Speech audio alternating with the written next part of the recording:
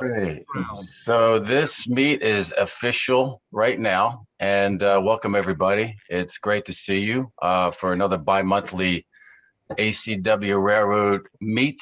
And tonight we're going to be doing layout updates, and we'll be going in this order. We'll have Ron Flowers speaking first, and then we'll go shoot right over to Paul Ciesmelewski and his W&A, and then we'll hit Phil, and then we'll finish it up with Dan Free and his N scale work.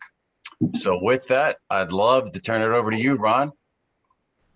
Good deal. All right, I'm gonna see if I can share the screen. Rock and roll. Is that up and ready to roll? All right. It is. Looks good. Let me see if I can. Oh, the only thing I ask of you all, if you sense that there's going to be any background noise, just put yourself on mute, please. Okay, so I've had a couple of distractions. So I decided to clean my bookcase out, and the bottom shelf with all my oversized Civil War books were all covered with mildew. So when I pulled it off, I found a leak. So that's been a project that we're working on to solve. So that just sort of distracted me from some other things. But so some of the things that have been sort of associated with, my wife now refers to the downstairs as the train room. So at least it sounds like she's sort of past the threshold of no return now. She knows it's inevitable. So so I got all these art. That's obviously the one painting from. I've gotten that print and a couple other prints that I had made, and I actually made all the frames. Actually cut them out of solid oak and did all the millwork, and so so that was one of my projects in preparation for the train room. And so that's a map I had enlarged from the archives. They sent the archivist. Made a digital copy of it, and then we enlarged it and some other pictures. Those are all from Martinsburg, West Virginia. Nice. So that's what it looks like now, and so that's the wall opposite where the layout goes downstairs. So that took me a little while to put all that together. And then I've had a few other little sundry. I've started constructing some of the buildings from Martinsburg that were present, so I'm working on those. Obviously working on the Camelback that we had started with Al, so that project's underway. So I've got all these little places on the workbench. And then part of the car build, I decided I've got 5 of these, so I figured I might as well build the pot hoppers since that plays a prominent role in Martinsburg. And this is the layout. So at this point in time, I painted the walls. There will be a backdrop, but I painted the walls in preparation for assembling the bench work. I did it all with spray cans. Not spray cans, but sprayed it all on. You can see down at the bottom, I discovered that overspray is a bit more of a problem than I had initially anticipated. But nonetheless, that'll be covered by the bench work, so that's not a real big problem. So, so I've laid that out, and the backdrop will initially match the same color as the sky above it, and then of course I'll fade it into more of a lighter blue and almost a white as we move down closer to the ground. So those are beginning to lay out the upright pieces that'll hold the bench work up. And that's how I spray it. So I actually make my own spray cans. So that's a product that's available. So it's turned in handy for a number of projects that I use, that I can actually take a latex or acrylic paint, thin it down, and make your own can of spray, your own spray can. So it's a little better than trying to do that with an airbrush over a wall section, but nonetheless. So this is the prototype of the initial bench work. This is a proof of concept plan that I put together. I've assembled one of them, and based off of that, I made some changes and some adjustments and alterations, but by and large, I'm ready to mass produce them. I can give you some close-up shots of that. It's fairly stable. In fact, it's very stable. Used a kerf bending of plywood to make the curve, which is a pretty straightforward process, pretty easy to do. Again, putting it up, once I had it up and I made a model of it, and then once I put it up and actually saw it and saw some of the things, a couple of things I'm going to change. These are pieces of plywood right now. I'm going to change those and actually use pine, solid wood. Plywood's good to screw face to face, face grain to face grain. when you start screwing into ingrain, you can run into some problems. So I'm also going to put a block here so that I'm actually screwing into solid wood that'll be attached to those uprights. And then there'll also be I didn't put the gussets in because this has not been, this is just screwed together. I want to be able to take it apart, but there'll also be gussets down here at the bottom, which provide even more stability. But this is 3 feet. And in locations where I need to extend this further, I'll actually have to use legs because this is a 36-inch radius bend. It's a pretty straightforward process. It's pretty easy to do. I have a big cabinet saw, and I can batch out the 20 or so that I'll need for the entire layout. There's another one. And then this is the bending frame. So right now, so once I got the prototype built and I understood the concept was going to work, then I put together some jigs so that I could batch them out quickly and do a lot of them at one time. So I could, like I said, 20 to 25. I've got to look back at the plans. So this is the curve. This is a 36-inch radius curve. I can get about a half a dozen. I could probably get about a half a dozen done in a day. The first one took me an entire day, and a couple of practice runs. And then this is the other one, which will make, that actually is the jig for the extensions for the that lay out. So now I can just put them together, and that's probably something. So what I'm beginning to do is actually screw the uprights into the studs, and then I'll put the extensions on, and then I'll put the supports and the gussets. So once that gets all laid out, then I'll put there will be a backdrop, and I'll go back to the one slide, this one right there. So that'll be, so what you saw on the last slides of like extensions out, and that's what'll go all the way around the room, except for the center, the portion in the center here, which will have a peninsula, and that'll have to have legs on it. And then the backdrop will actually attach to these, so it'll sit about 3/4 of an inch off the wall. So that way, and then I'm in the process of negotiating with an art student in our fine arts program to come do some painting for me to Excellent. Put in the landscape and all those kind of things. So we have to, I found a kid that does murals. So you know, he's a poor college student, maybe he'll do it on the cheap. But I'll get everything up. And one of the things with, let me go back. So what these actually serve as is those are risers, and they'll actually be joists that run the length. So they'll be attached as you go across. Then on top of that will be 1/2-inch plywood. So right now it sits at 30 inches. So they'll actually be, and then this is 3 inches that rises above that. So now you're at 33. And so now with whatever I'll add on top of that in terms of plywood sheet goods and the foam board, we'll get it up to 36 inches high, which is what the final height will be.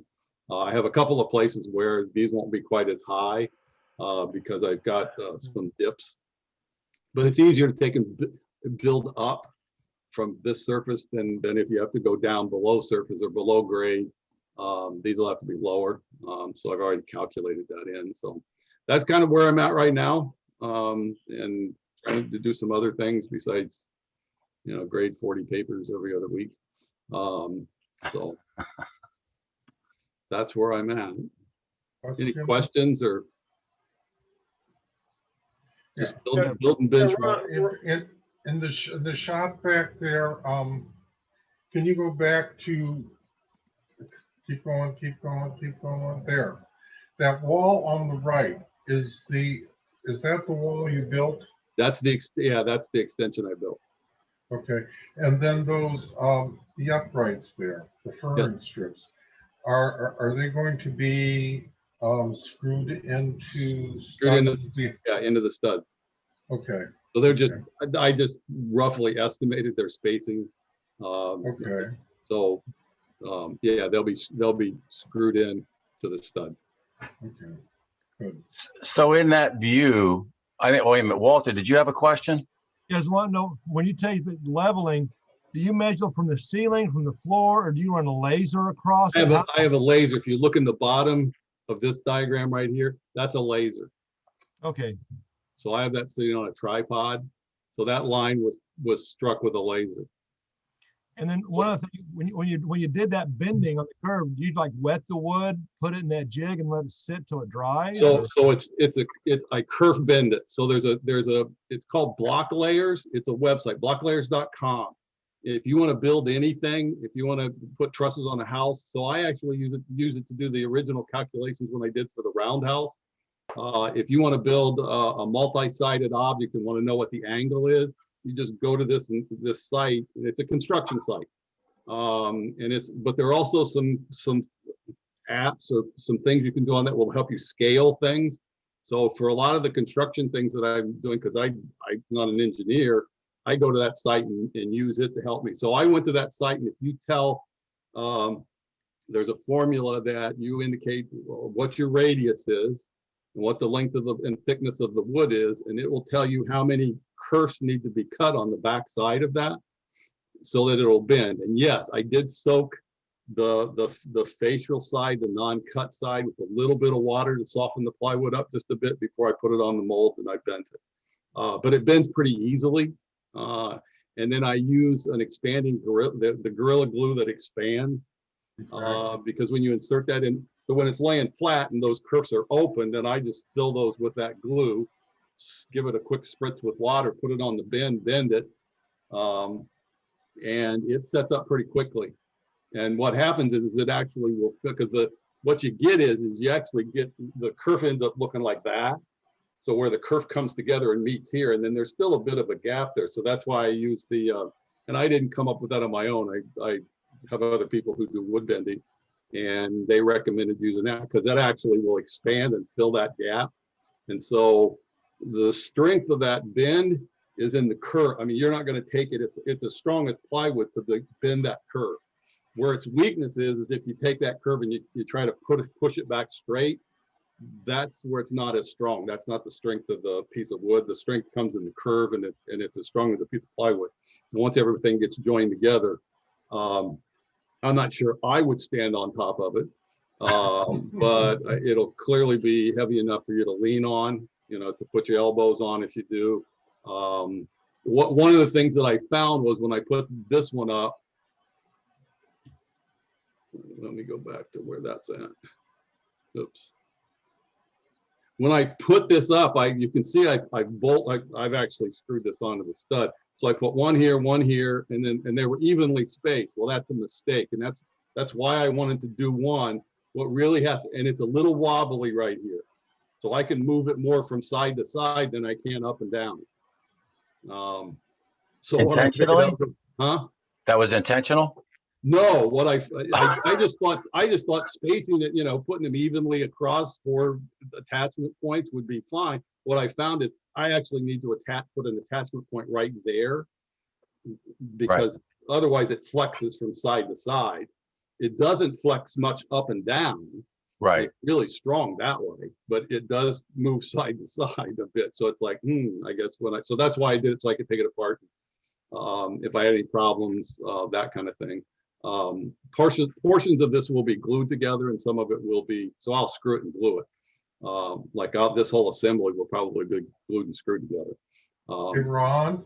Yes. If you're going to use beams running across diagonal to your braces there, yep, you put a beam there. Once you get those beams on, that should take care of that. Yep. That play. Yeah, I figured it would take care of some of that flex. Yeah, but I just thought it might make a little more sense. That'll be a point where there'll probably be a reasonable amount of stress. Okay. So I might as well screw it in there. I can just change the spacing for the screws into the studs without a problem. And then one of the things that I will do is I am going to drill holes. So when I set all this up, I'll drill holes through these, and I'll drill holes through the other ones so that I don't box myself in and then look around and go, how am I going to run wiring so that I can keep it up under the bench and not hanging out from underneath the bench. So that is in the plan. But you can almost see where the kerfs are at. There's a kerf. Yeah. There's a kerf. Yeah. There's a kerf. There's a kerf. There's a kerf. I could take those out. I mean, I've got a big, spindle sander, and I could probably do the necessary work to do that, but it isn't worth it. This isn't fine furniture. I mean, What's the name of that website again? It's called Block Layers. It's blocklayers.com. It's an engineering site. So, I mean, you want to build trusses, it'll tell you, how to do that. Because I'm going to use it to lay out the trusses for the roundhouse. Figure out what the peaks were off of the drawings, and then see if I can figure out what the heights and that sort of thing, and then go on there and plug them in and see what the trusses have to be. And I'm trying to actually I'm actually looking for, if anybody knows of a good book of 19th century construction techniques, I would love to have that to get at that. And although I do have a source here in Lansing on the other side of the state, who helped us, who does a lot of the engineering work. Question, Ron. Yeah. Topographically, what's going to be, what section of your layout is in the corner over there of Martinsburg? Is that where the roundhouse is going to go? No, the roundhouse goes out here. It goes on the peninsula. Right. So the peninsula is out here. And then this is actually hillsides. So this is on the outside edge of Martinsburg. Okay. So that'll go there. And one of the things I have to do is I'm going to put a piece in the corner, cut it 45 degrees that'll fit in there that I can actually screw into. I haven't gotten to doing that. Today is probably the first day I've been able to actually get out in the wood shop and work for an extended period of time. My wood shop's not heated, unfortunately. That's a springtime project. My wife doesn't know that, so please don't tell her. We're finishing the workshop and putting heat in it. Yeah, that's so great. that's. Wow, that's a long way from when we first saw it last time. Oh my goodness, that's good progress. Take a little bit of time. What are you going to put on your floor? This is a rubberized flooring. So I already put that over top of the concrete. That's a rubberized. You can see where it's joined. Oh yeah. Put that rubberized flooring. So I debated on multiple ways to get next time we'll be covering the floor when we do any more spray painting. Right. So as you can see how I gradiated it up from a lighter to a darker. Right. That was fun. And you chose not to have legs on the table just for easy access underneath. Yeah, I want to be able to get underneath it and be able to walk around and not have legs. You can't see it, but in the workshop, it's full of these. There's one of those little plastic rolling containers. So I'm going to use much of that as storage. Put those rolling chests underneath there. Yep. That kind of thing, and then I've got to figure out. These are all molds that I made. That's hydrocal, and so those are all molds that I made. Wow. To make those buildings and structures. Nice. Very good. Ron, can you go back to your camel? Yeah, hang on a second. Where's my? Wow. Okay. Nice. So this is Al's right there. That's how far Al got with it. So this runs. So I'm not going to take credit for any of that. These are these all came from Shapeways. Mm-hmm. Okay. So we have those all printed. So I have 4 of them in total. You doing decoders on these? I will. Al left me notes. Oh, good luck. Yeah, exactly. I have a full. Yeah, Al left me this big box. And when I went up to get all his stuff, his niece said, "Al left you a box." It was full of all of this stuff, and then he had all of his instructions and directions and little notes, and yeah, yes. Right. So this is tender drive? Yes. Okay. Wow. Okay. As I say, that boiler looks big enough to get a small motor in there. I might be able to. Yeah. Future. Really. Okay. Good. Cool. Thank you, man. Appreciate it. Good work. Definitely. Mr. C. All right.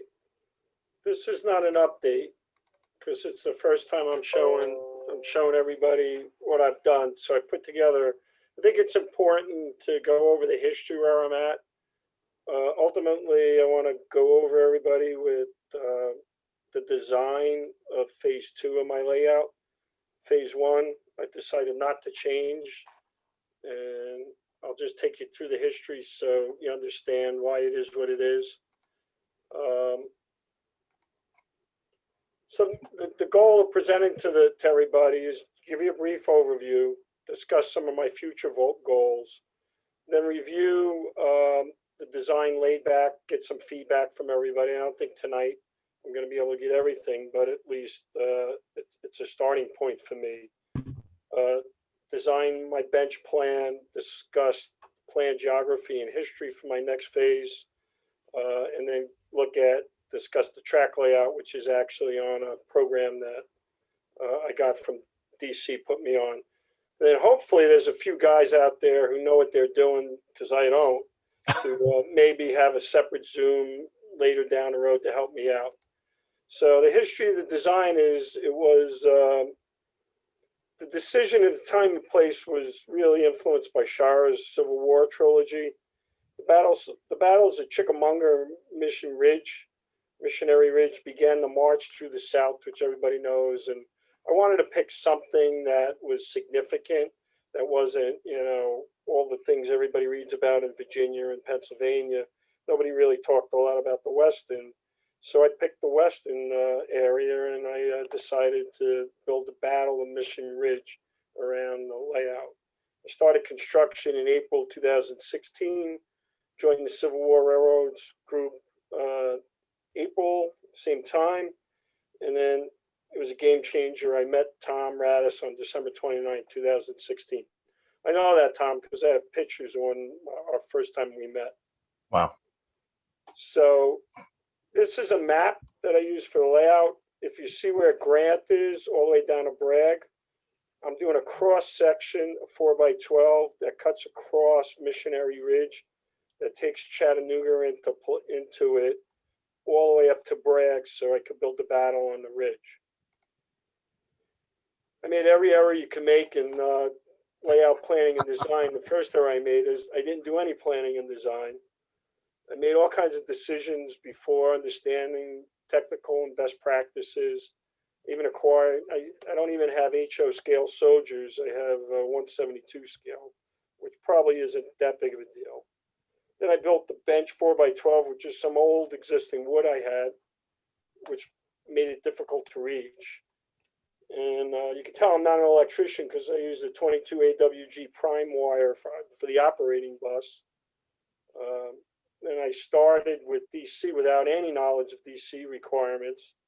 And Tom came over my layout, and I used corking and ballast. And in 1863, they had no ballast. So I pretty much made every mistake that you can make. So I didn't focus on a plan when I was doing it. I just kept jumping around from project to project, which really left me to, this is the old room I was in.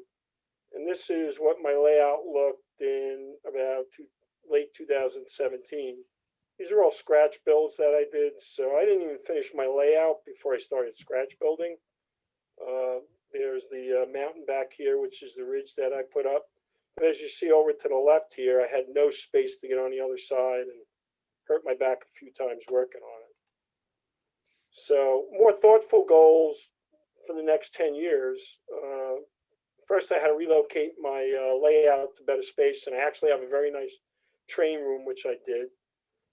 Develop a clear plan, finalize the bench and electrical work around what I have. I decided not to redo it all. I got to rewire my bus. I still don't know the difference between THN or prime wire and what's the best to use. And I just installed a auxiliary bus and lit up a bunch of structures, which came out good. The plan is to complete the structures in Chattanooga and finish phase 1.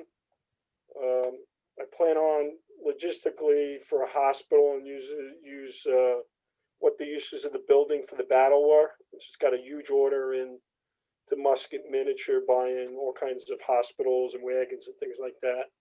Here's really what I'm looking to finalize and get help on is design the geography, design the track plan on any rails, and determine what structures and use of the non-track land I that, you know, towns and what I'm going to do with it for phase 2. I got to refigure phase 1 to connect phase 2, complete the ridge, complete the south occupation behind the ridge, and then get serious and prepare a project plan for phase 2 build out. And I also have a phase 3 for the lower level. So this is what my train room this is what the layout looks like now after I moved it into the room. I have a layout that gives you, when we get to any rails, what it looks like. But here's Chattanooga. The battle's going to be in here. Mission Ridge is here. And then the new layout is going to come around this wall and wrap around another wall over there. I still love DC, and I don't want to stop running DC. I love to put my old engines on it and just run them around and take them off and smell them. So this underneath the ridge, I'm going to build the ridge over this, but this is a transformer DC I bought in 1985. Here's my Digitrax 5 to 8 amp system, and this is for my lights for the structures. These switches here switch between the upper level and lower level, and they switch between DC power and DCC. So I could run, you know, my DC forever and play with my DCC. This is the area I need to redo to connect into phase 2. So I'm going to switch over to my AnyRails layout design. But thanks to DC, I was able to put together this layout. Now, you were looking from this all the way in. Here's Chattanooga with structures I have, bluer structures I need to book, 2 tunnels coming under Missionary Ridge. This is the area over here I'm trying to reconfigure, that it's going to loop around here, all the way down, all the way out and around. So to blow it up a little bit more,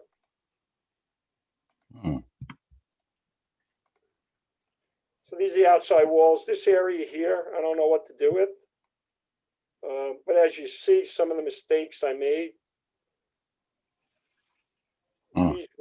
these red indicate that the turns are too tight. And even on my first phase, you know, things aren't, you know, I have problems going around there with certain engines. If they're not heavy enough, if they're too light, their wheels get caught here and spin. I'm not too sure what I could do about that since it's built. I kind of decided to live with it. And so the real question is for the help. I got a 2.5 foot wide area here that I'll be able to go up and down. Here's where the system controls are. And I really haven't decided, you know, exactly what the track should be. I think Dalton is the next town over, Tom, from Chattanooga. And then this wraps around all the way to a bigger area. I was thinking for this to be Chickamauga. But I haven't, you know, kind of thrown this out to the group, and I'm going to definitely need some help to figure out the history. And I'm not like a lot of people in the group that love digging in archives and digging into history. I'm an accountant. I like copying what other people do. I'm doing the research myself. I'm a cut and paste kind of guy as opposed to, you know, more of a librarian research guy. So that's kind of, you know, the bench work was very helpful. What Ron went over, I haven't decided. I like those curvatures, but I can at some point, if I go to phase 2, have this top level and then also follow all the way around the bottom level. And I have 7 boxes of Al's, what was that, the northwestern? Oh, the Great Northern. I have all of his structures and boxes underneath phase 1 that I plan on using on phase 2, running in the underneath layout. And that one I'll spend a lot more time and lay it out. So I figure at least 10 years 15 years of work to do here. Let's hope I don't move. But I do want, when I develop this, I do want to be able to do it so I can take it apart and potentially take it just in case I do move. There's something like this against any wall, I could just move it. You know, if I do move somewhere, my wife knows that it's mandatory that I have a very nice size train room in the next house. Right. That's good. And like I said, you know, if there's anybody, I know DC and Tom have been very helpful. They've kind of been my mentors and taken me through my travels here. As I get into even something as simple like these track layouts, I don't know if doing this makes sense. I don't know if these S curves here, I kind of did this with this program just to make it work. But if other, you know, it may make sense to do something different than this, move the track coming out here so I can make a tight turn in around here instead of bringing it out here or whatever. So I'm really in the infancy of this design. But I learned to design before I build. Good idea. And that's all I got. Where are you having backdrops, or are you? I haven't gotten that far. The backdrops probably could be along the wall here, but you know, I'm torn between putting backdrops up, and I've been thinking about using all the wall space to kind of create history, like what Ron did. He had a lot of stuff on the walls. I haven't gotten that far, but it's a good question. I have no backdrops in phase one because it's in the middle of my room. Charlie, did you have a question? Yeah, I'm a Western guy too. I love Chattanooga. You know, what is that the expression? Ask me how I know, but don't have any S curves. Okay. You'll get to take them all out. I just don't know how to make this bend then. Well, you really need a piece of straight track between the two curves equal in length to your longest car. You know, take a passenger car, and you got to have that little piece of straight track to resolve. Because early on, I was driving my trains all over my layout, and I thought everything was good. But basically, I was just driving locomotives, and they don't have trouble with the S curves. It's when it's the intercalary cars on a train. Right, they get knocked off. Yeah, the wheels will literally lift off on each side of the S curve. So,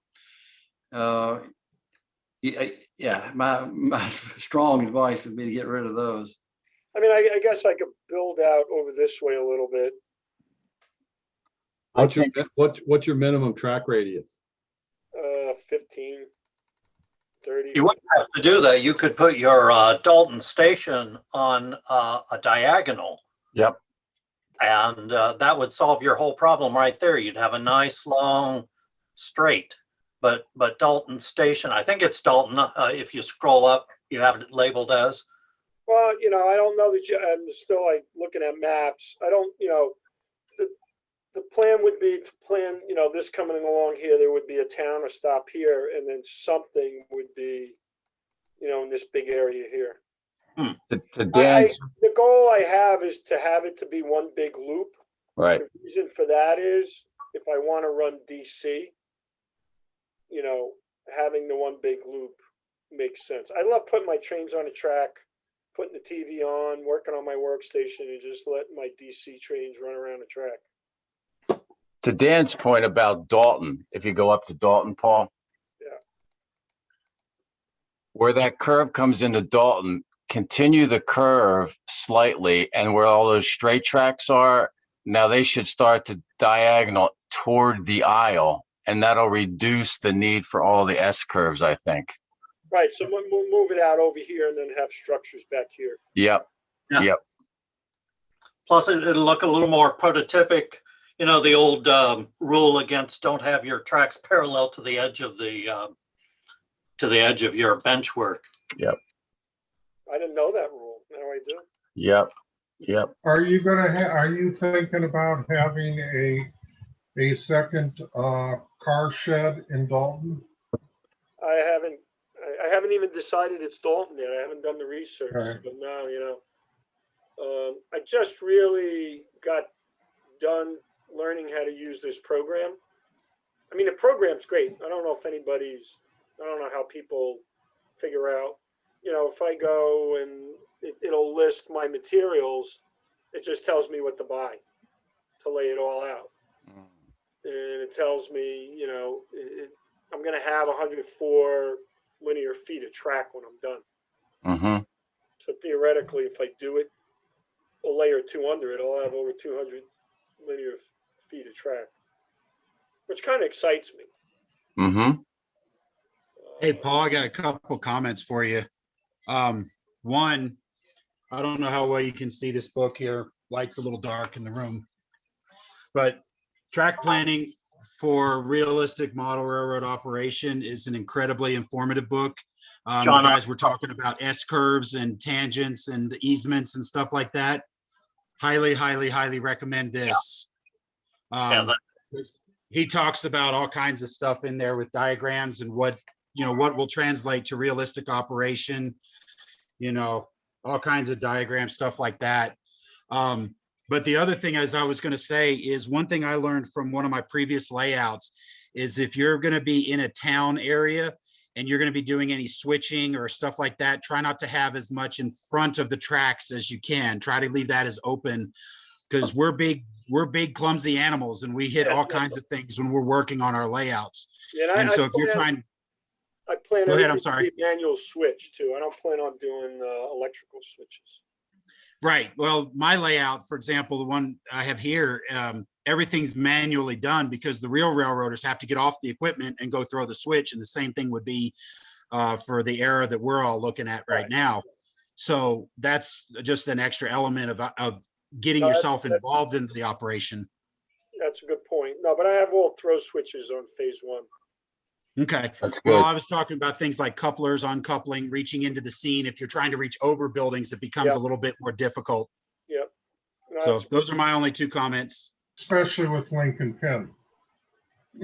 Yeah, in general, you want your tracks closer to the aisle whenever possible for the reasons that George and DC just mentioned. Yep. Yeah, So you have to, I think bringing this all the way out here. not the whole thing. I think just a slight curve so that it actually is an angle. So where it says 18 inches wide, it would be one point, and then the other point would be where the S curve ends and it starts to go into the loop. So you actually have a diagonal there. Right. Paul, right. At the risk of you not talking to me anymore,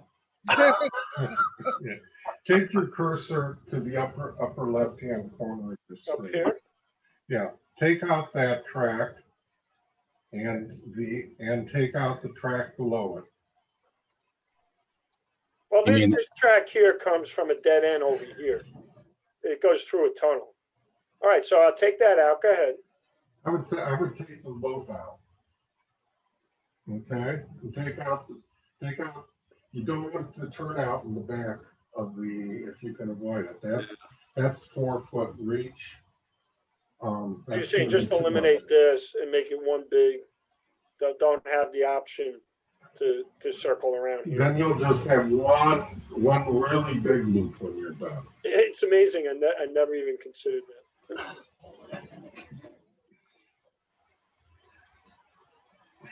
That'll eliminate those bad turns. Yep. Yeah, and when something derails, boy, what fun you'll have reaching all the way over there. This isn't so bad though, because I can go on both sides. Yeah.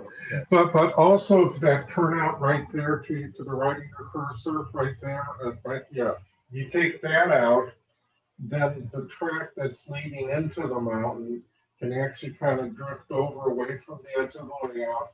Then your curve there at the top at that 4 foot section here can be that curve there can be closer to the front edge of the layout. Oh, I got you. Right. No, that's a good point. Come around here.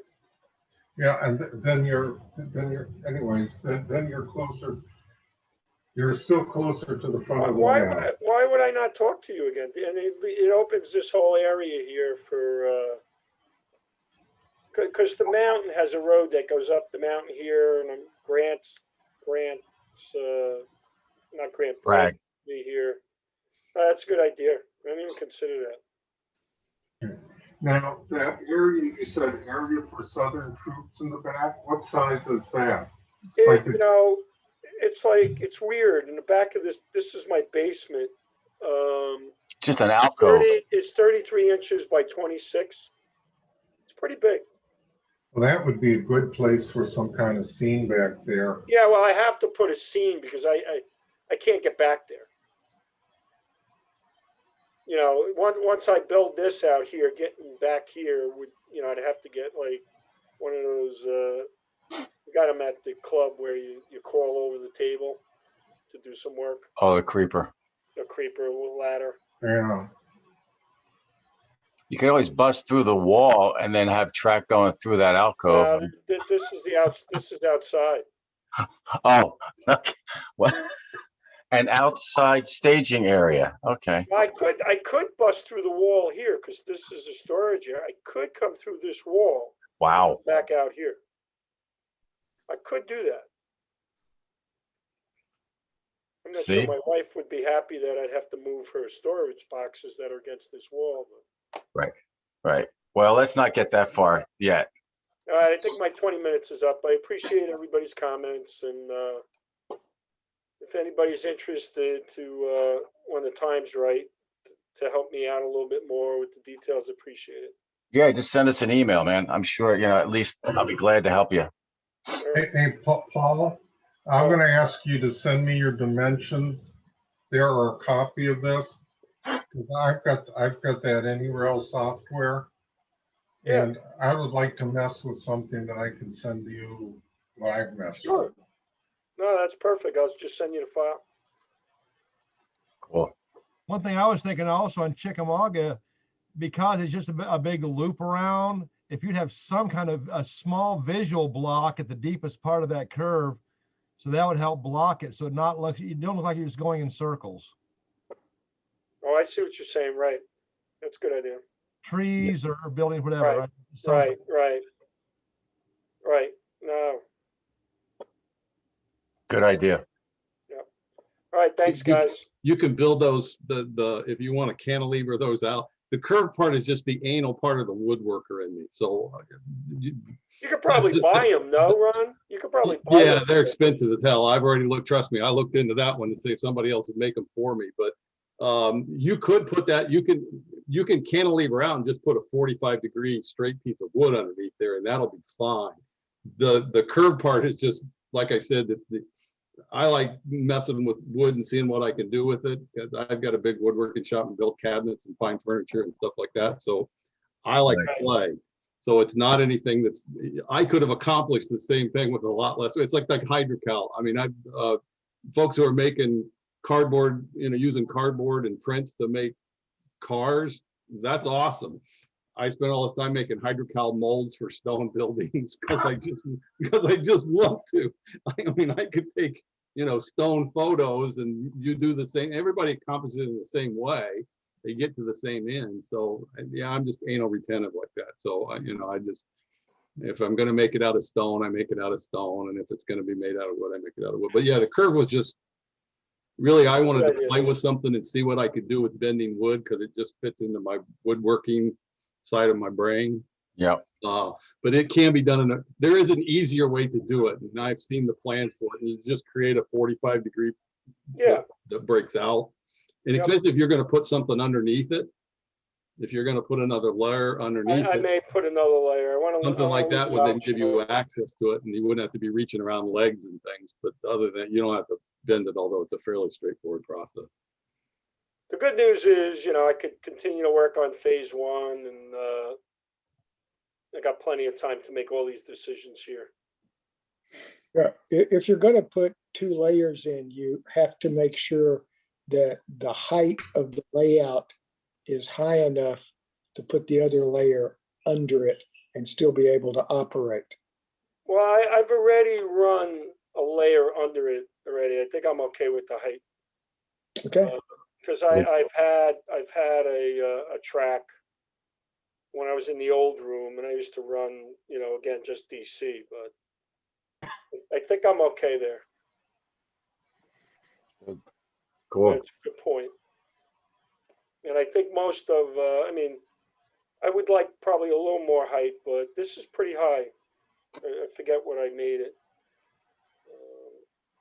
I think it's higher than, it's probably around 36 inches. I don't even know. 36 would be a minimum, yes. Is You the know, lot- I'm a high action type of person. I don't like, even though my background is planning and accounting and everything.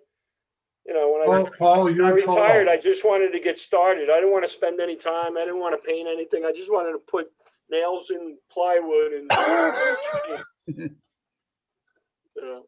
Well, it's good that you're planning now because you got quite a project here and you don't want to have to go back over that stuff. That's good, Paul. Thank you. Then you met Tom, right? You really. Stories later. Okay, And then Phil. worse me. All right. I'll pull up my presentation here. There we go.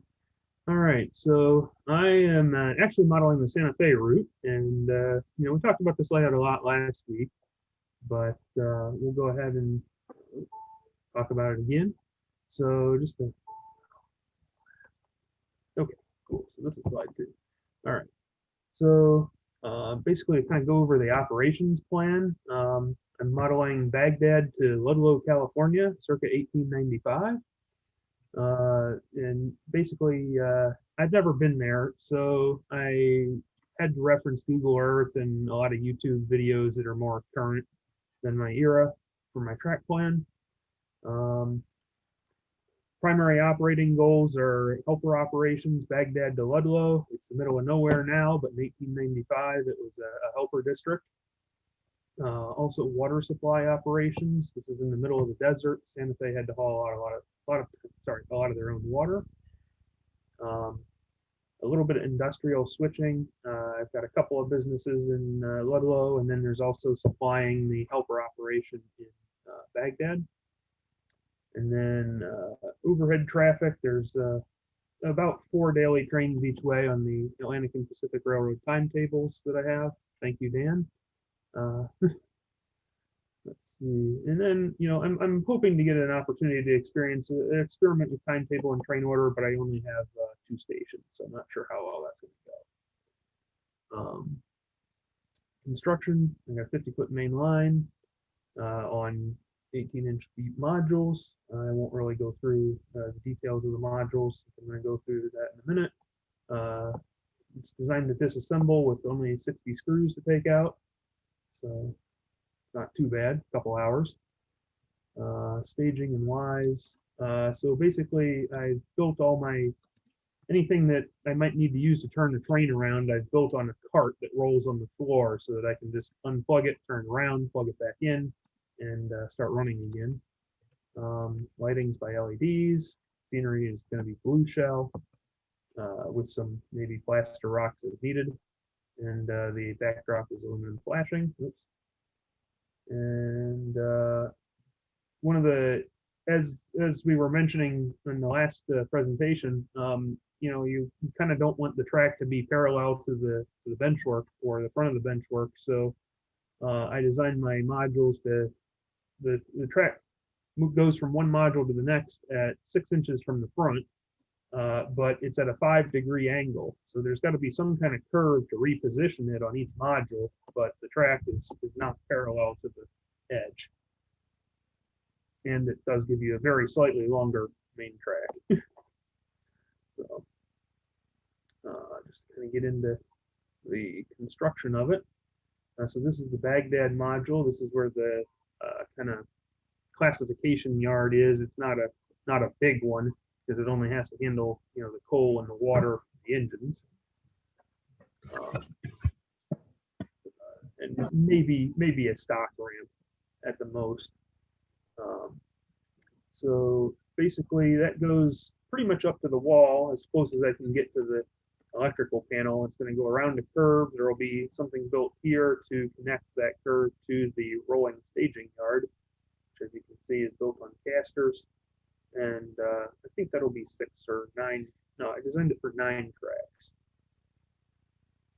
And I got a curved bridge, which is yet to be installed.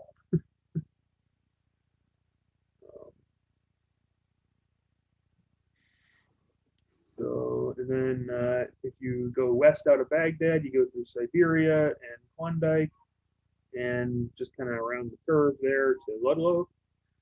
I know it's kind of a mess. I threw this together in a hurry. Oh, an interesting thing. I use Tide bottles filled with water to hold my track down as the glue sets. These are the 2 sections that will make up Ludlow. Right now they're supplies. And then there's another rolling staging yard on the other end. So gonna kind of go into a little bit more details of Baghdad. There will be a 2-stall engine house behind the coal dock. There's a 2.5 track yard, and basically this lead that comes off here, off the switching lead, would go to the Y, but instead of the Y, I'm going to have a cart here that you just unplug, turn around, and you drive back on the same track. And then the depot location is right about there. I'm hand painting all my backdrops. The other view from the other end. So my main track and my passing tracks are code 55 micro engineering with fast track switches. My sidings are code 40 hand laid with Pliabond and occasional dies.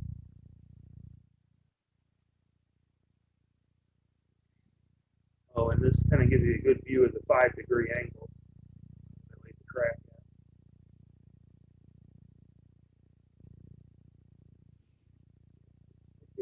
Kind of the view from the other end of the Siberian Klondike modules. Got 2 trestles. I wanted to have a couple of trestles over dry washes. Both of them are curved and on grade. Hand laid in code 55 rail.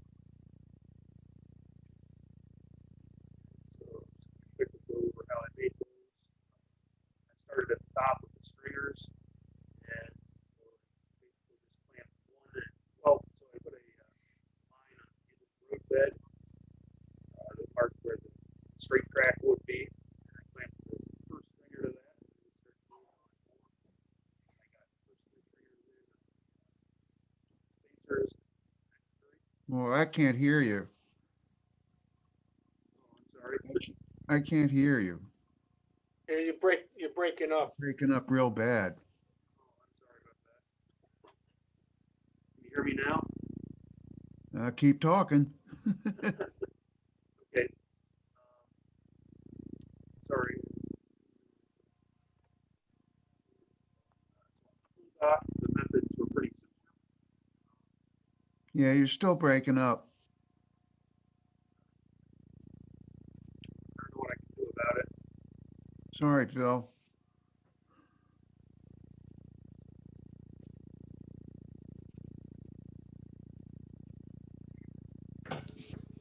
If I stop the video, it'll give me a little bit more bandwidth for the audio. Is that better? Yeah. Yeah. Okay, that's great.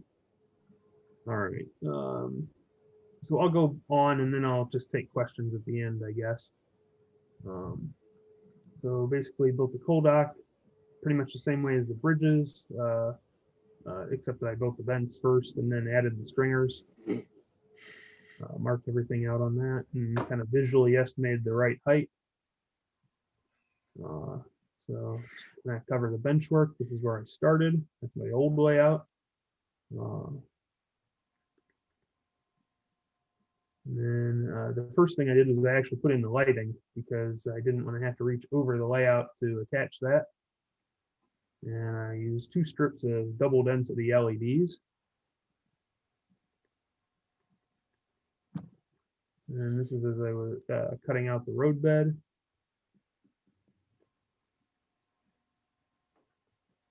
And here it is as I put the modules on. I use shelf brackets, but unfortunately I also had to still have legs because I got this pipe going through there. And you can see the aluminum backdrop. And then this is the first train on the layout. And there it is. I think I just painted the backdrop white in this picture. What was the point of the aluminum backdrop? You know, it was really just a thin material. I didn't want to take up a lot of space with it, and it was also flexible and light. Okay. So, I would probably use like styrene plastic if I were to do it again. The aluminum can really cut you up, and it's harder to work with and that kind of thing. Yeah, it can definitely cut you up. Yeah. How'd you attach it to your uprights? You know, mostly super glue. Hmm. And it's not actually attached to these uprights. It's attached to another piece that's glued onto the back or screwed onto the back of the modules. So they nest in the between the uprights, though, so that it doesn't take up any extra thickness. And, that was it. But since everything kind of broke up, I'll briefly go over it again. I don't know how much you want me to, where you want me to start. I'll just start here. So, all right. So the layout runs from Baghdad to Ludlow. Gonna have. So I guess the key feature is the rolling staging yards. Anywhere I need to have an engine that can turn around, or yeah, this one will hold a 9-track stage here to. All right, here it is. Can you still hear me? I'm getting a warning that my internet connection is on. No, you're good. We Okay. heard most of your presentation. It was just Oh. a few slides. Okay. All right. So maybe. Up Yeah. to the Trestles, well, I think it was when you were Yeah. cutting out Phil. Okay. Awesome. I'll go over the Trestles again. That's Yeah. good. All right. So basically, I just wanted to have, for visual interest and operational interest, I wanted to have a couple of bridges. And so even though they may not be completely prototypical for the location, I just added some hills and some dry washes and built these 2 scratch-built trestles. The track on them is code 55 hand blade. Material is basswood, and they are both on a grade. So to build these, I marked out where the straight track would be, and I clamped the stringers on, or the first stringer on, and then I glued additional stringers to it, put in spacers and glued the other half.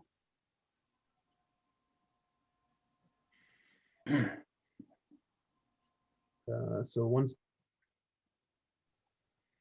attach them to the vents, I just cut off the extra material. And of course, I didn't glue them to the cork road bed. But anyway, that gave me the grade and the curve that I needed.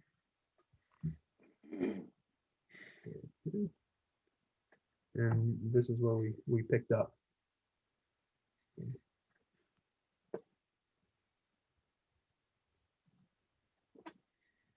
So when you say cold dock, will there be ships behind where you got those flat cars right now? No, this is completely inland.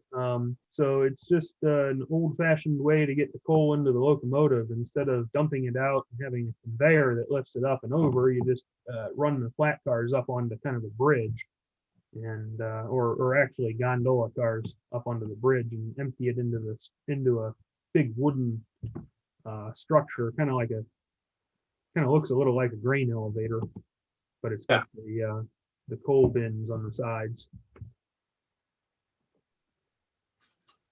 KERR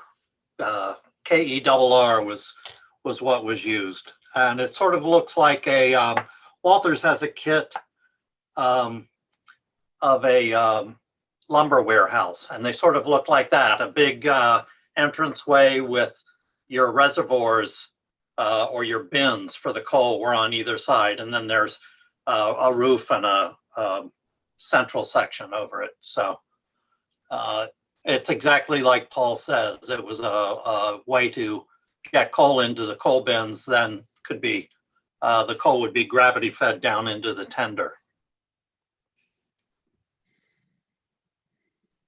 So I kind of had to be careful not to make it too high so that I could have a reasonable grade, but I wanted to make it high enough that there would definitely be some storage space for the coal visible. So.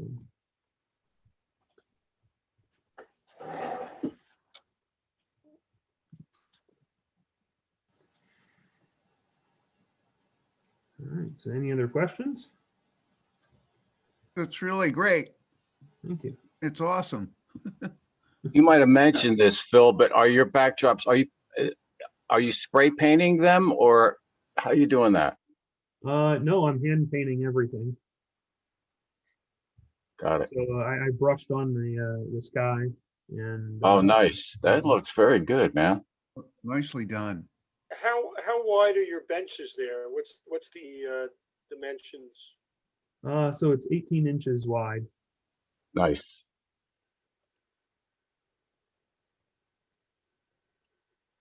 Gonna have a lot of great desert scenery when you're done. Yeah. A lot of pipe cleaners.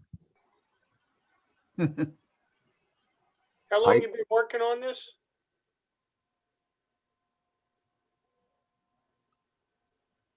Can you hear Phil? me?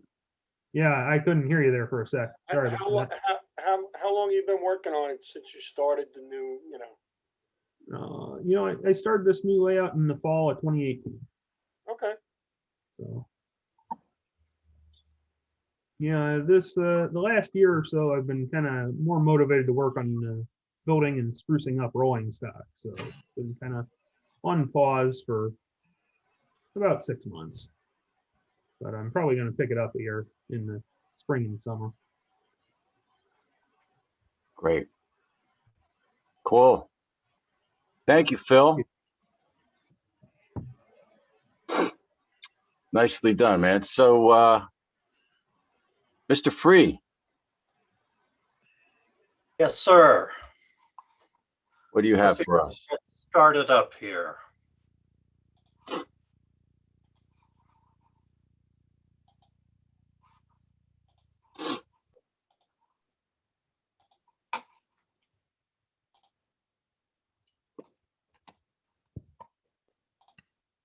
Okay, can everyone see that?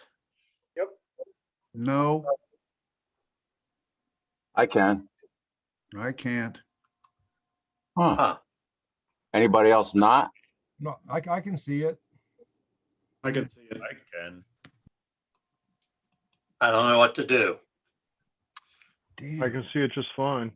I've got it. So most everyone can see it? Yeah, it's fine. I guess we just waffle on. So my situation's a little different from most all of you. I live in a one-bedroom apartment in the middle of a city. So my layout is limited to what I can do in terms of taking it in and out of storage.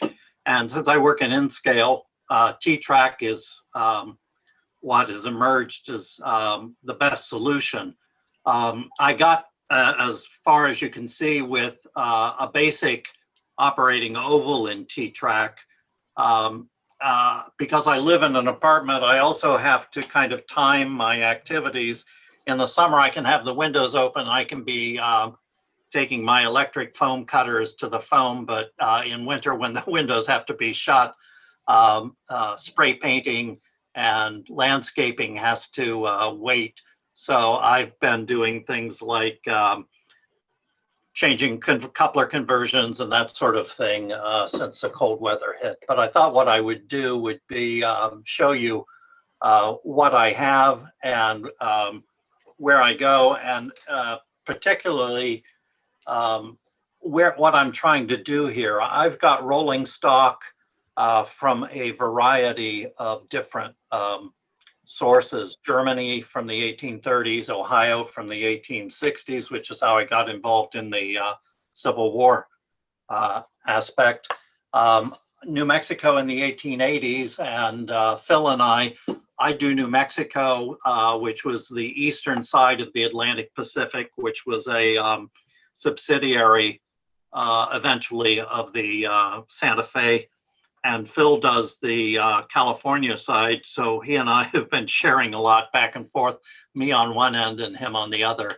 And I also have a lot of English and Japanese rolling stock from the 1890s. So the thought with this initial, these initial T-Trek modules is to just have some kind of a generic landscape, maybe a hill or a cutting or a tunnel, and to keep it pretty simple, a gravel lane and then a plaza that I could lift the buildings off as I would change my rolling stock, so I could have English buildings, 1890s for my English rolling stock. Or are you still on the first slide?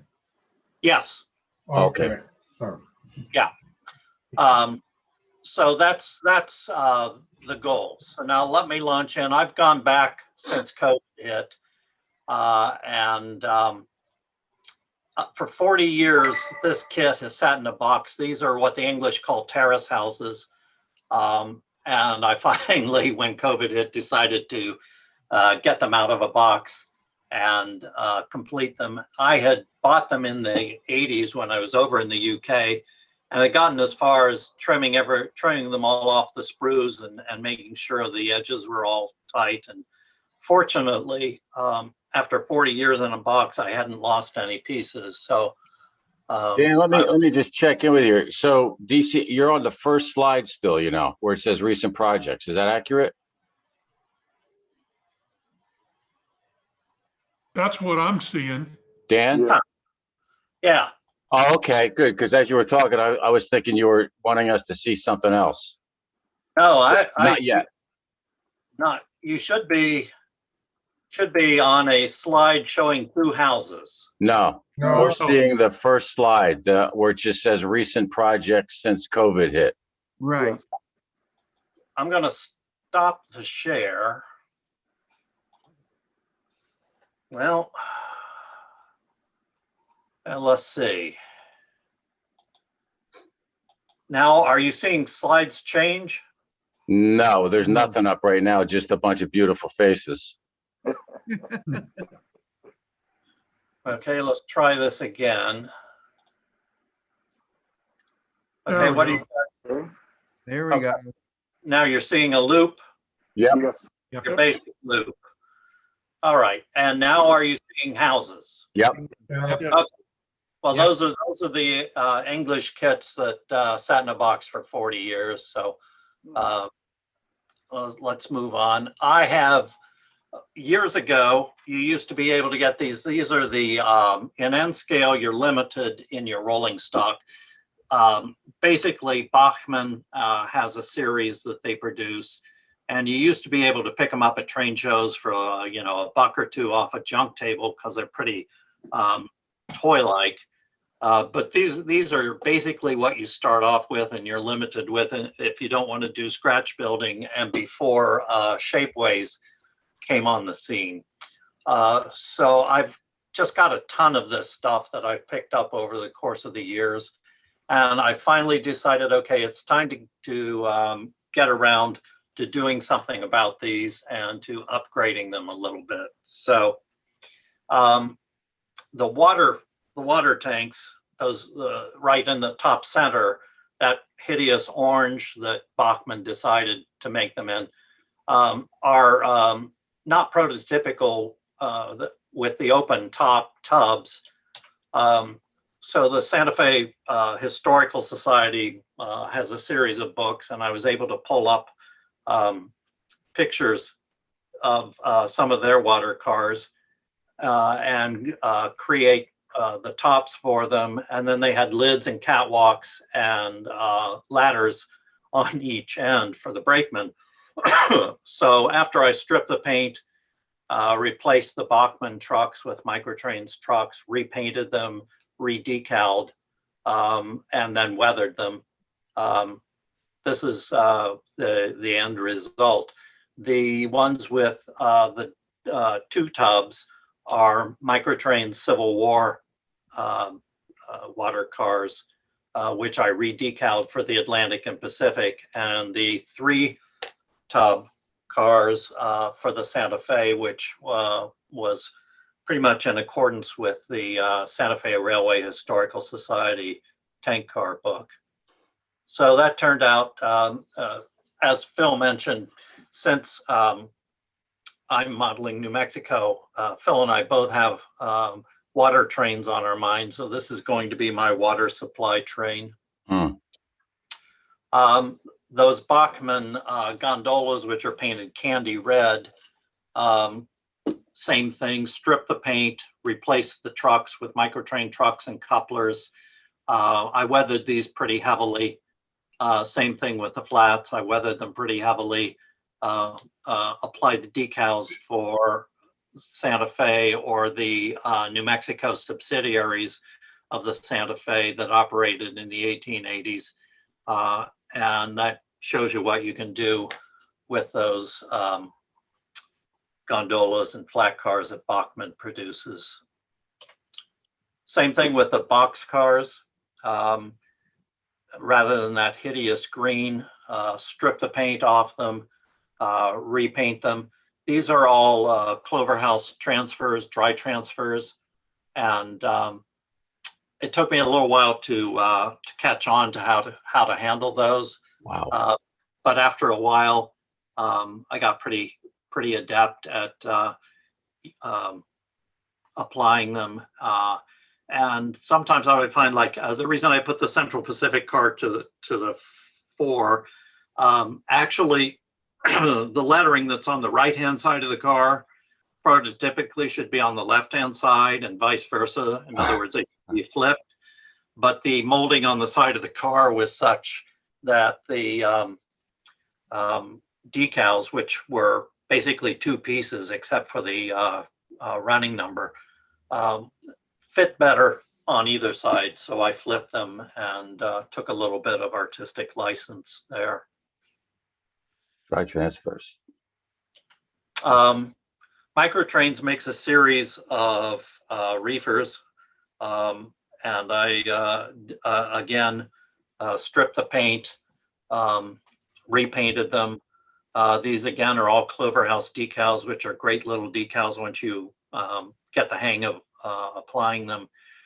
And the worst part for me, which you can see if you take a closer look with a magnifying glass, was repainting all the black ironwork. And I was trying it with the smallest brush I could possibly buy at the art store, and was not having a good time of it when Phil came to my rescue and said, "Why don't you try a Sharpie, just a magic marker?" And I went out and I bought a 1mm black Sharpie magic marker, fine tip, and that does about as good a job as any. So you can see on some of them where there's not quite the uniformity. That's the ones that I tried to do hand brushing. And I'm not going to go back and try and repaint the whole thing. Why did you strip the paint? To get a good paint job. They were painted in all various different colors, and I wanted to get them down to a basic uniform, back to the styrene. Then I could put a primer coat down and get a better coat of paint on them. I'm not sure it would be better, because the paint job that's on these things, it's quite good, and painting over it with just a primary color sticks very well. Well, for instance, the reefer car that's in the lower left, the Bergner and Engel refrigerator car, is such a light color tan, which I've since learned should have been blue, but that's another story. But that car was a, I believe it was a kind of a boxcar red car, and I think that it would have shown through. So I just to be on the safe side, I stripped them all back down to the original styrene, got all the paint off of them, and then primered them with a white primer. All right, question for you, because I always found this dangerous, and I come back from the days when guys were using brake fluid to strip plastic. What did you strip it with, and what made it safe? I just soaked them in 90% rubbing alcohol, and the paint came right off with a toothbrush under warm water. Wow. It's acrylic paint now on most of the Bachmann, and quite frankly, on N scale, you're dealing with HO. N scale, you need to strip the paint. Okay. You're right, because it's so thick on the details are small and the paint's thick. Right. You did an excellent job. Yeah. Okay. Excellent. Yeah, as one of the old N scalers from the mid '60s. Yeah. Okay. Well, the Cloverhouse decals really make the difference. They really do a good job. I wanted to have a work train because I eventually, with a water train, I figured a work train would be in keeping. And Tichy makes some maintenance of way cars in N scale, and I thought the bunk cars look fairly close to the Santa Fe bunk cars from the 1880s. So I had 3 of those. And then I had a Walters snowplow, a Russell plow that I had bought years ago, maybe from the, maybe around 2000, that was just unpainted sitting there. So I don't know how much use the Santa Fe needed for a snowplow in New Mexico, but I painted it anyway. Maybe over the glory of February. If you're actually doing the branch up to Santa Fe, you need a snowplow. I've been snowed on in July. There you go. It's 2 miles high up there, so it is. Yeah, Albuquerque is the same elevation as Denver, which people don't really think about. But so this probably brings me up to around May or June, and I'm kind of doing this in chronological order of what I've been working on since COVID, which is, you know, I'm sure we all COVID has been for getting kits that have been sitting around for years and years. It's gotten me off the dime to do some stuff on that score.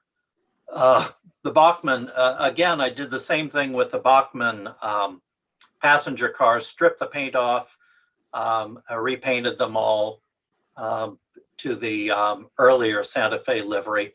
I'm not sure, the source book, the John McCall's book on Santa Fe, the passenger cars that I used, just simply says that they were painted roof brown. And I painted roof brown to begin with, and they ended up, to me, they looked like the Union Pacific M1000 diesel, streamlined diesel from 1933-34, and I really didn't like that look. So I'm somewhere between what should I do with the roof, but that's still to be done, and we still have to apply decals to these, which I think what I'm going to have to end up doing is using the Atchison Topeka Santa Fe Cloverhouse decals from the beer cars that you see in the top row, and then cutting them with a razor blade so that they'll go across the letterboard up at the top of the cars. Down in the lower left, you see one of the Roundhouse Overton baggage cars, which I suppose everyone who is in N scale and sees these things and doesn't know what they're doing buys a bunch, and I did the same thing. They're 34 foot, and you know, when you get into it and you start researching what the railroads actually ran, none of them ran 34 foot passenger cars. Some of them had shorter baggage cars, and there's a similar Santa Fe baggage car that would have been running in Kansas in the very earliest days. So I can, but they all have bullnose clerestory roofs. And I converted that over to an arc roof to give it a little bit of an earlier outlook. In 1888, the Santa Fe had an experimental train called the Red Train, and they changed over their passenger car colors around 1889, 1890 to a wine red. And these, again, are Athearn Roundhouse, the Overland, the 50-foot cars, which are about the only ones you can find in N scale without getting into some of the older kits from the 80s that show up on eBay. They're never in the right color scheme. They're always usually in Pullman green. So I had to take a set of Pennsylvania passenger cars, remove the decals, put the decals back on. And this was the first time I'd ever tried painting on Delrin plastic. I had to use a adhesion promoter first before I put down a primer coat. So I was able to paint the trucks and the steps in the green color, which there's some evidence that's how the Santa Fe cars were painted. There's some evidence maybe that they were just black. In this view, again, the Overtons, I took the clerestory roof off, changed those, repainted. I painted the one on the left as if it were a drover's car for the stock trains, and did a little relettering and redecaling. So that gets us up, oh, I suppose around June or July, and I got involved in Shapeways projects. The monitor roof are Panamint models, which are very nicely done. You see another one of the Roundhouse Overton baggage cars, which again, I took the clerestory roof on, replaced it, took the truss rods off the bottom, replaced the arch bar trucks with micro trains, wood beam freight car trucks, which gives it a little bit of an earlier feel. And I had to sand the body down to get the roof line to where it was close enough match to the roof line of the monitors, and actually had to shim up the monitor bodies with a washer just to get the whole thing looking like it was a consistent consist. The Union tank cars are made, they're Shapeways also from a company called Calhoun Creek. And it's actually on Shapeways, it's called a U.S. military railroad, but the B&O pot hopper and the 28-foot or 26-foot, I forget which it is, stock car, are also from Shapeways, from a company called DMS Engineering. And the last run of the Shapeways were from my English layout. These cars have been sitting around for 6 or 7 years, and I finally got around to them. The reason I didn't get around to them was because I knew painting them was going to be a pain in the neck, and I ended up having to hand paint the quarter round curves at the bottom of the compartments. All right. It was not fun, and that'll be the last of those that I do. So on eBay, there's a guy who sells the a 3D print copy of the Gettysburg Depot. I think it goes for like $14 or so. He prints them on his own printer, and it's one of those ones that you can see the layers. It looks like it's made out of string. The facade is striated. But I got one. I was like, why not? We're in the middle of summer. The only spray painting I could do was the base color of the walls, the tan, and the top of the roof. Everything else had to be painted by hand, and that was about 2 days worth of painting with an Optivisor, and it was like watchmaker's work. So I was pretty much sick of hand painting by the time no more gingerbread, please. I've always wanted to have a wood rick for my Ohio 1860 stuff. So I got Edmund Alexander's book out, and I took the measurements and the proportions that are in his book for the wood rick that you see there, and just scratch built it out of styrene. Basically stuff I had, you know, scraps laying around, made the wood pile. And then there was another 3D printed structure on eBay that I saw, and I thought, well, I could do something with that, which is a little octagonal structure that you see on the left. The actual prototype was a 1920s gas station attendance building, but I had seen pictures of the old signal boxes from the 1840s, 1850s with the signal poles an integral part of the box. So I just playing around with it, drilled the top out and then put some styrene in, and for fun, made a signal cabin out of it. These, Joel has mentioned these in the past. The row house or the townhouse is one of the IHC models of yesteryear. There are about 7 different versions that you can buy, so that does very well in the 1860s models. And the corn crib on the right, I need a barn to attach it to, so I'm just waiting for that. That's actually from an East German kit that you'll see a little more about later. Microtrains makes a series of Civil War structures.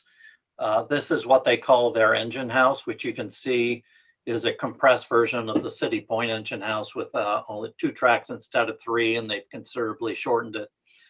But I plan to use this as a car shed for my New Mexico 1880s. So I painted it in the Santa Fe mineral red and bronze green trim.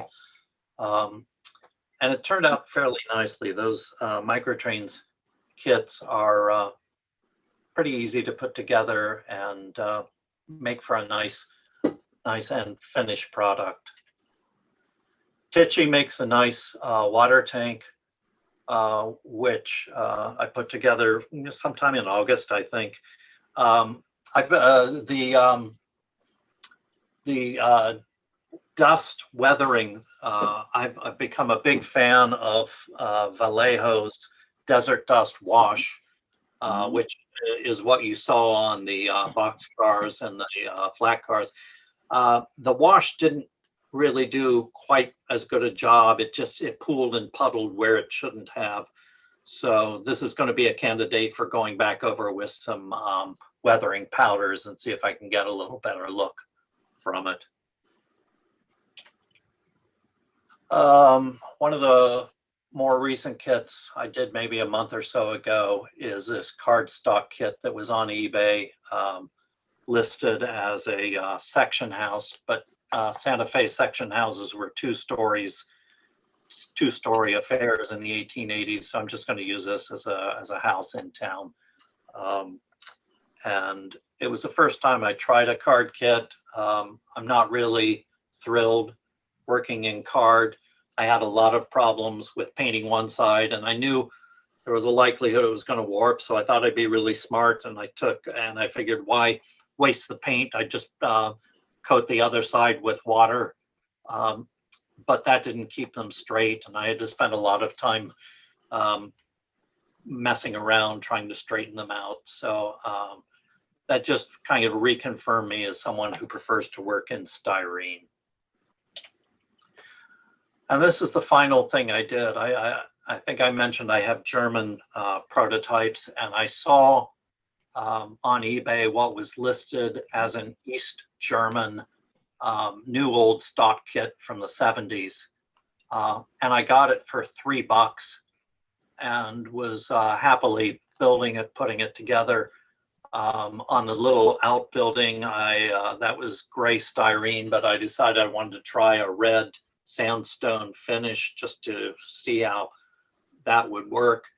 I got the whole thing put together and I set it down beside some of the other German buildings, end scale buildings that I've had for a while. And I got to looking at it and I mean, this looks a little out of scale and it looks a little big.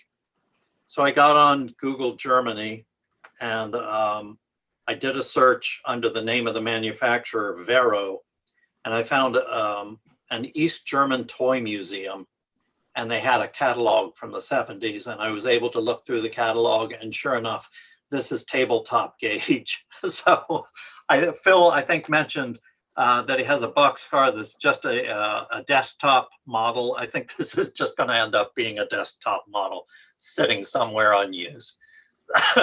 So next up, I don't know where I'm going to go. I have all of these models are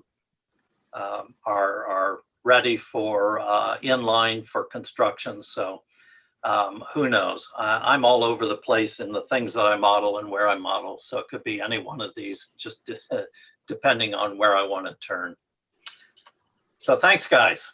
Hey, thank you. Adios. That's quite a, I'm sorry. I was going to say, Dan, it's you're covering a lot of bases geographically. It's fascinating. Yeah, it's a function of the fact that I can't stay focused on one single railroad. I'm all over the place. That's perfectly okay, because my old Bachmann cars have been redone with some of Eric Cox's trucks, Lincoln Pen, and are proudly being marked for the Disneyland in Santa Fe. Talk about a fantasy railroad that's real. They are. But you're going to have to, at the next convention, you're going to have to bring your modules, because you know, for the track layout. Hopefully there'll be a little more progress. Well, that's perfectly okay. You know, we do have several participants in the traveling T-track layout. So you're more than welcome to join. There you go. All right, give me a little incentive. Good, great. Okay. Anybody have any questions or comments before we close it out? Yes. There were Walter, then Joe. Walter. One thing it brought up, and I don't know who'd want to answer. You know, we saw the cardstock earlier. I'd never seen before box cars. They would have the brake wheel on the tunnel brake and then the vertical brake. I noticed on his cars, it was all just the brake on the top, like for running along the top. I thought that's what they all were. Is it a certain railroad or a certain area, or was it a certain era? When just one, and when do you have it on both sides? Depended on the railroad, didn't it? I don't know. It depends on whether they, on more mountainous, you would probably have two. And in the days before air brakes, the wheel just set one set of brakes. Oh, so if you wanted to have both sets with brakes, you'd have to have a brake wheel on either end. So they'd put a tunnel brake on one side and what do you call the other one? If the other one's a tunnel brake, what's the other one called? Rooftop brake. Rooftop. That sounds good. Did you just make that up? That's good, right? That's pretty. Because there were direct chains. Yeah. You turned it, the little gear went, and it tightened it up only on the track. That's why on most of your Civil War trains, you only have one brake wheel, and you only have brakes on one end of your car. Mr. Westinghouse wasn't around yet. Actually, though, a lot of the, and I'm doing the boxcar Civil War period, a lot of them include, and B&O especially had both. They both had the rooftop brake and the tunnel wheel. Hmm. Yeah. Yeah, it was just a rod and a chain linkage. So Right. you could operate the brakes from either end of the car, even though there was only brakes on one truck. Right. I see. Okay. Yeah, I remember the diagram from Voss's book showing that. There, Mr. Bob? Well, the Central New Jersey boxcars that I'm building from the Concord kits had 8-wheel brakes. They had a tunnel brake at one end and a vertical, a stem winder, Right. could call it brake at the other. And they had a minor bit of linkage. They had one lever in the center that was connected to each of the brake wheels, opposite ends of the lever, and then also to the trucks, so that all 8-wheel brakes could be applied from either end. yeah, I there don't was. know. What I mean, time the was that? question about that car is whether it's how early it dates from, but it's certainly pre-air brakes. That's the Joel? same setup the Pennsylvania had in the early 1870s, at least. Right. There's I've no got- really common I got practice 2 of them. at that point. What's that, Joel? There's no common practice. Everybody was engineering a little differently. Right. And, Right. and so what happens is if you can't take something as a rule because there weren't any yet. Right. Right. Yep. Based on a particular manufacturer and the particular line. Yeah. And the guy, the shop foreman and the chief engineer, how he wanted to do it. Right. Right.